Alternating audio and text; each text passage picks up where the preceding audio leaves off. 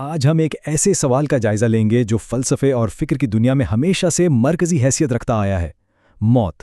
ہم یہ سمجھنے کی کوشش کریں گے کہ کس طرح اپنی فنا کا احساس ہمیں زندگی کے سب سے گہرے، سب سے بنیادی سوالات پوچھنے پر مجبور کرتا ہے۔ تو چلیں اس بنیادی سوال سے ہی آغاز کرتے ہیں۔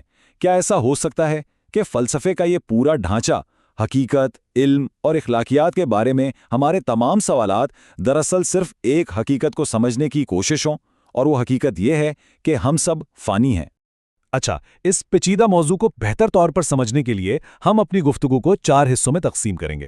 پہلے تو ہم یہ دیکھیں گے کہ یہ موت کا مسئلہ ہے کیا، پھر ہم ان مختلف فلسفیانہ زاویوں پر نظر ڈالیں گے جن سے اسے دیکھا گیا ہے۔ اس کے بعد ہم یہ سمجھنے کی کوشش کریں گے کہ آخر یہ ہمیں سوچنے پر مجبور کیسے کرتا ہے، اور آخر میں ہم ایک حقیقی مثال دیکھیں گے کہ یہ سوچ، یہ غور و فکر کیسے کسی کی زندگی میں ایک بڑی تبدیلی لا سکتا ہے۔ تو چلیں اپنے پہلے حصے سے شروع کرتے ہیں۔ دیکھیں، ہر انسان، چاہے وہ کسی بھی ثقافت سے ہو، کسی بھی زمانے کا ہو، ایک دن اس حقیقت سے اس کا سامنا ہوتا ہے کہ یہ زندگی ختم ہو جائے گی۔ یہ ایک ایسا عالمگیر تجربہ ہے جو ہم سب میں مشترک ہے۔ جب ہم اپنی موت کے بارے میں سوچتے ہیں نا، تو ایک دم سے یہ احساس ہوتا ہے کہ ہماری تمام چیزیں، ہمارے رشتے، ہماری کامیابیاں، سب کچھ یہیں رہ جائے گا۔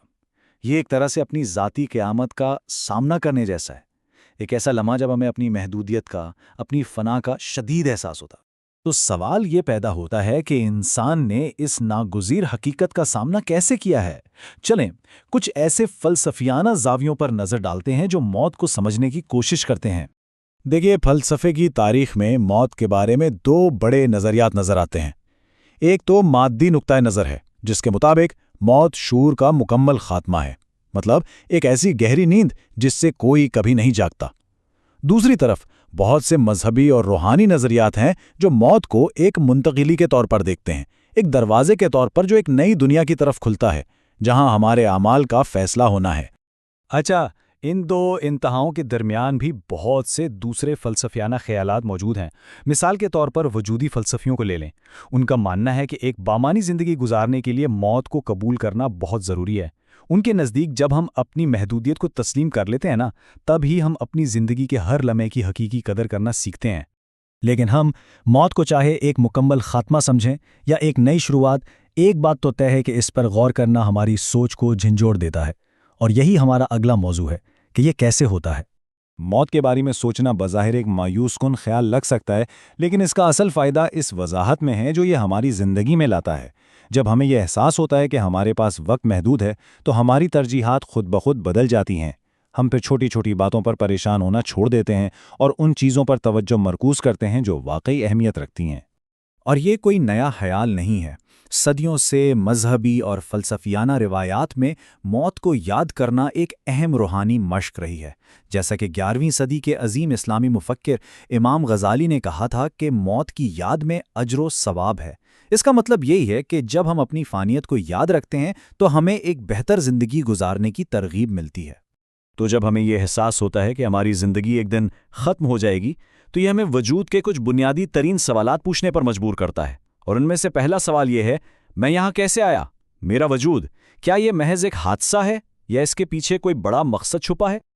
اور اگر ہمارے وجود کا کوئی مقصد ہے تو پھر وہ کیا ہے؟ ہمیں اس مختصر زندگی میں کیا کرنا چاہیے؟ کیا ہمیں خوشی کی تلاش کرنی چاہیے، علم حاصل کرنا چاہیے، یا دوسروں کی خدمت میں زندگی گزارنی چاہیے؟ یہ سوالات خود بخود ذہن میں آتے ہیں۔ اور آخر کار سب سے بڑا سوال، اس زندگی کے بعد کیا ہے؟ کیا یہ سب کچھ بس یہیں ختم ہو جائے گا یا ہمارا سفر آگے بھی جاری رہے گا؟ یہ وہ سوالات ہیں جن کا سامنا ہر سوچنے والے انسان کو اپنی زندگی میں کبھی نہ کبھی کرنا ہی پڑتا ہے۔ لیکن یہ صرف نظریاتی یا خیالی سوالات نہیں ہیں۔ ان سوالات کے جوابات ہماری زندگی کا رخ یکسر بدل سکتے ہیں۔ آئیے اب ایک حقیقی مثال دیکھتے ہیں کہ کس طرح موت پر یہ غور و فکر ایک شخص کو مکمل طور پر تبدیل کر سکتا ہے۔ چلیں ایک چھوٹا سا فکری تجربہ کرتے ہیں۔ ایک لمحے کے لیے تصور کریں کہ آپ کا وجود اسی لمحے ختم ہو گیا ہے۔ اب اس احساس کو یاد کرنے کی کوشش کریں، وہ نقصان اور دنیاوی معاملات سے لا تعلقی کا احساس۔ پھر خود سے پوچھیں کہ اگر واپس جانے کا موقع ملے تو کیا مختلف کریں گے، اور پھر اس حقیقت کا سامنا کریں کہ حقیقت میں دوسرا موقع نہیں ملتا۔ اس طرح کے فکری تجربات ہمیں ایک بہت ہی طاقتور نتیجے پر پہنچاتے ہیں۔ زندگی واقعی مختصر ہے، اور اسے بدلنے کے لیے، بہتر بنانے کے لیے تاخیر کی کوئی گنجائش نہیں ہے۔ ایک شخص کے لیے ان سوالات پر مسلسل غور و فکر کا نتیجہ ایک گہری روحانی تبدیلی کی شکل میں سامنے آیا۔ 5 اکتوبر سن 2002 کو اس شخص نے لندن کی مرکزی مسجد میں اسلام قبول کیا، اس احساس کے ساتھ کہ اس کی زندگی کا مقصد خدا کی بندگی کرنا ہے۔ اور یہ تبدیلی صرف ذاتی سطح پر نہیں رکی، اس نے ایک نئے فکری سفر کا آغاز بھی کیا۔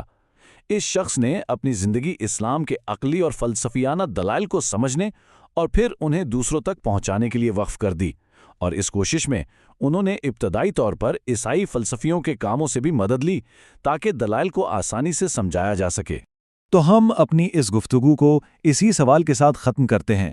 اگر موت وہ حتمی حادثہ ہے جس سے زندگی کو دیکھا جائے، تو یہ کسی کی اپنی زندگی کے بارے میں کیا انکشاف کرتا ہے؟ کیا زندگی ویسی ہی ہے جیسی ہونی چاہیے؟ ان سوالات پر غور کیجیے گا۔ اگلے سیشن میں ملاقات ہوگی۔